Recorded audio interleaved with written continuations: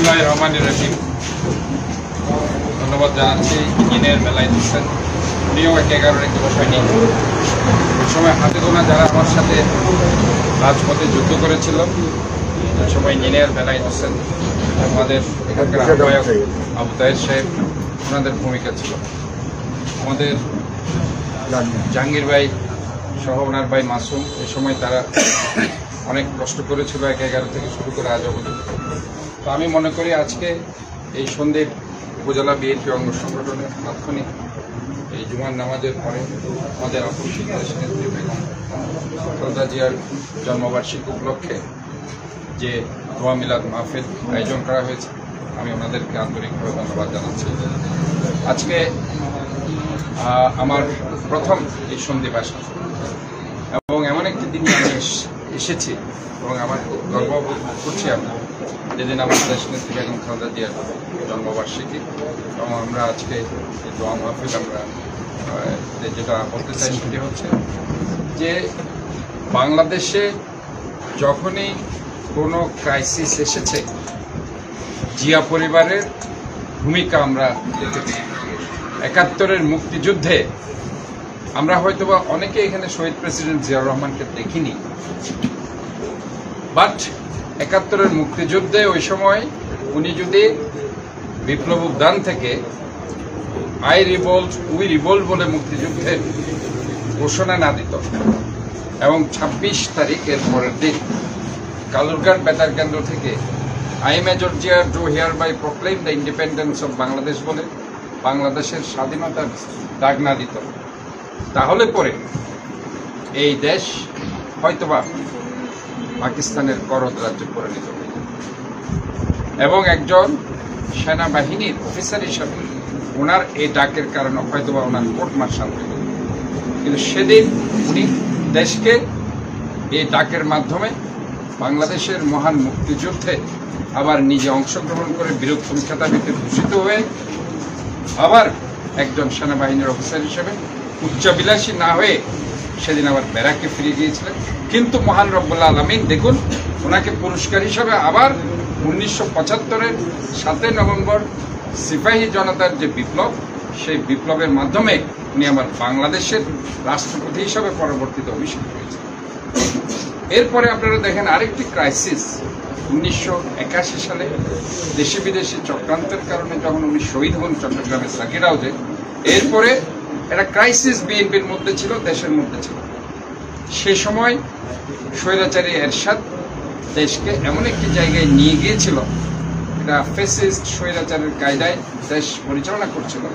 ওই সময় একজন গৃহবধূ আজকে আমাদের আপসীন দেশনেত্রী বেগম খালেদা জিয়া সেই সময় রাজপথে নেমে এসেছিলেন। উনি তখন ওনার 2 পুত্র তারেক রহমান, আরাফাত রহমানকে মানুষ করার জন্য উনি বলতে পারতেন যে না, আমার 2টা ছেলে নিয়ে আমি মানুষ করবো তাদেরকে, আমি তাদেরকে নিজের থেকে তাদের একটু সময় দিব। কিন্তু ওই সময় উনি ওই পরিবারকে সময় না দিয়ে, পুত্রকে সময় না দিয়ে উনি সেই সময় দেশের জন্য উনি রাজপথে যুদ্ধ করেছিলেন। জাতীয়তাবাদী ছাত্র দলের মধ্যে একটি সংগঠনকে ওই সময় এমনভাবে সারা বাংলাদেশে উনি এস্টাবলিশ করেছিলেন, সমস্ত ব্রিলিয়ান্ট ইনস্টিটিউশনে জাতীয়তাবাদী ছাত্র দলের জয় জয়কার আমরা তখন দেখতে পেয়েছি ওনার নেতৃত্বে। এবং 1986 সালে 88 সালে যখন এই শেখ হাসিনা যিনি পালিয়ে গেছেন, উনাকে আমি বারবার দেখেছি। তখন আমরা ছাত্র নেতা ছিলাম, আমি তখন মেডিকেল কলেজের সভাপতি, চট্টগ্রাম মেডিকেল কলেজের ছাত্র। আমরা দেখেছি ওই সময় বারবার শেখ হাসিনা উল্টাপাল্টি করছিল, ওই এরশাদের সাথে চলে গিয়েছিল। এই লালদিঘির ময়দানে 1986 সালে বলেছিল এরশাদের সাথে আমরা কোনো নির্বাচনে যাব না, আমাদের নেত্রী খালেদা জিয়া উনি, আমরা সবাই আমাদের আব্দুল্লাহ আল-নোমান সহ ঢাকা বসে। কিন্তু আমরা দেখেছি আবার উল্টাপাল্টি করে উনি ঢাকাতে এসে এরশাদের সাথে নির্বাচনে চলে যাওয়াতে এরশাদের ক্ষমতাকে বিলম্বিত করেছে, দীর্ঘায়িত করেছে। এবং 1990 সালে এরশাদ পতন হয়েছিল ছাত্র সংগ্রাম পরিষদ, আমরা তখন ছাত্র ছিলাম। আমাদের সবার উদ্বেলিত যে আন্দোলন আমরা দেশনেত্রী বেগম খালেদা জিয়ার নেতৃত্বে ছাত্র সংগ্রাম পরিষদের নেতৃত্বে আমরা করেছিলাম, তার পুরস্কার স্বরূপ দেখুন জনগণ কখনো কিন্তু ভুল করে না। জনগণ ঠিকই 1991 সালে ওই সময় দেশনেত্রী বেগম খালেদা জিয়াকে বাংলাদেশের প্রথম মহিলা প্রধানমন্ত্রী হিসেবে অধিষ্ঠিত করেছে। আরেকটি ক্রাইসিস আপনারা দেখেন ১-১১ সময়, যেটা বেলায়েত ভাই বলতে চেষ্টা করেছেন 2007-2008 সালে। ওই সময় আপনারা দেখেছেন যে উনাকে কিভাবে বন্দী করা হয়েছে। আরেকজন নেত্রী যিনি পালিয়ে গেছেন আওয়ামী লীগের শেখ হাসিনা, ওনাকেও কিন্তু বন্দী করা হয়েছে।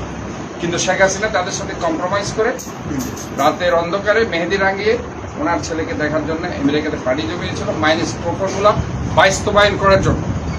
কিন্তু আমাদের নেত্রী বেগম খালেদা জিয়াকে যখন বলা হলো যে আপনার 2 পুত্রকে নিয়ে আপনি দেশের বাইরে চলে যান, আপনি আরামের জীবন যাপন করবেন, আপনার কোনো সমস্যা হবে না, উনি বলেছিলেন শুধুমাত্র আমার 2 পুত্রই বাংলাদেশের নাগরিক।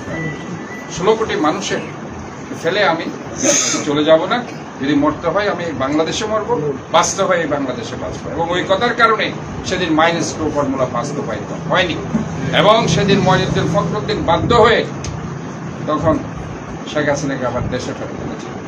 আজকে এই প্রেক্ষাপটে আমি যেটা বলতে চাই সেটি হচ্ছে এই দেশ নেত্রী বেগম খালেদা জিয়া আমি দেখেছি গত 16টি বছর কিভাবে ওনাকে অমানবিক অমানসিক নির্যাতন করা হয়েছে। আমাদের এখানকার যারা নেতাকর্মী আমার আশেপাশে আছে সবার বিরুদ্ধে মিথ্যা মামলা আছে, সবাই জেল কেটেছে।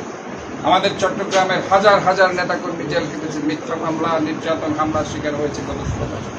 একমাত্র নেত্রী বেগম খালেদা জিয়া যিনি প্রধানমন্ত্রী ছিলেন তাকে কিভাবে মিথ্যাভাবে সাজা দেওয়া হয়েছে, ওনাকে কিভাবে ওনার গৃহের মধ্যে এনেও করে গৃহবন্দী করে রাখা হয়েছে, কথা বলতে দেওয়া হয়নি, সেটা আমরা দেখেছি।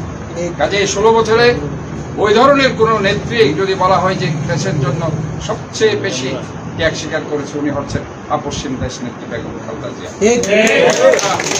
আজকে 24 জুলাই আগস্ট যারা শহীদ হয়েছে তাদের প্রতি আমরা সম্মান দেখাচ্ছি, তাদের আত্মার মাগফিরাত কামনা করছি। পাশাপাশি গত 16 বছরে যারা লিয়াস আলী চৌধুরী আলম সহ যারা গুম হয়েছে, যারা নুরু সহ যারা বিচার বহির্ভূত হত্যার শিকার হয়েছে, তাদের প্রতি আমরা শ্রদ্ধা নিবেদন করছি। আল্লাহ তাআলা তাদেরকে তারা যাতে ব্যস্ত নসিব করে জান্নাতবাসী হোক এই দোয়া আমরা করছি। কাজে এই জুলাই আগস্ট 2024 গত 16 বছর সব মিলিয়ে আমরা মনে করি যে আজকে বিভাজনের রাজনীতি থেকে আমাদেরকে ঐক্যবদ্ধ হতে হবে। এই ঐক্যবদ্ধতার জায়গায় যিনি তৈরি করে দিয়েছেন তিনি হচ্ছেন দেশ নায়ক তারেক রহমান। আজকে উনি ডাক দিয়েছেন যখনই আন্দোলন হয়েছে 2024 জুলাইতে যে আন্দোলন শুরু, উনি কিন্তু প্রথম থেকেই কিন্তু বলেছে যে বিএনপি আপনাদের সাথে আছে, আমরা আপনাদের সাথে আছি, আমাদের সমস্ত নেতাকে মিলে। যার কারণে বিএনপি, যুবদল, ছাত্রদল, শ্রমিক দল, মহিলা দল সবাই সেদিন যুদ্ধে ঝাঁপিয়ে পড়েছিল।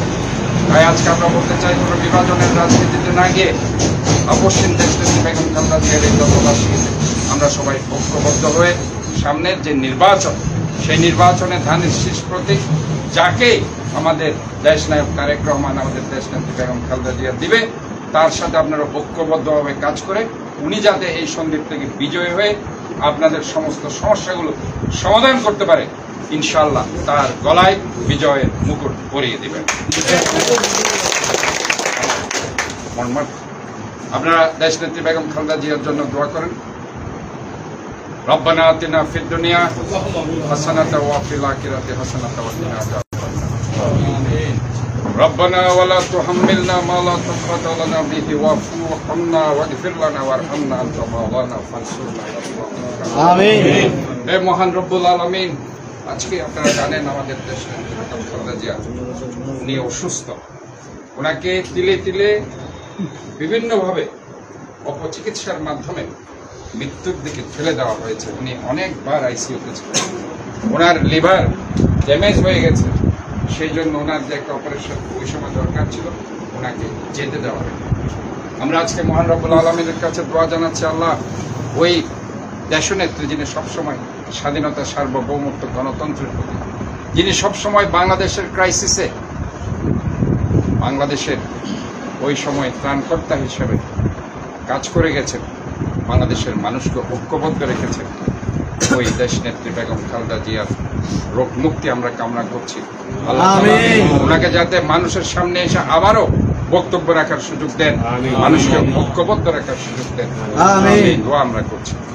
আর আজকে এখানে আমাদের এখানে যারা এখানে উপস্থিত হয়েছে, যারা মিথ্যা মামলা হামলা নির্যাতনের শিকার হয়েছে গত 16টি বছর, তাদের পরিবারকে দেখার সুযোগ পায়নি, তাদের বউ বাচ্চাকে কাপড় দুধ দেওয়ার সুযোগ তারা পায়নি। আল্লাহ তাদেরকে আপনারা আজকের এই অবস্থায় এসে যাতে তারা পরিবারকে সময় দিতে পারে, আর্থিকভাবে সচ্ছল যাতে তারা হতে পারে এবং আমাদের দলকে যাতে তারা সুন্দরভাবে চালিত করতে পারে, এই শক্তি মহান রব্বুল আলামিন তাদেরকে দিন।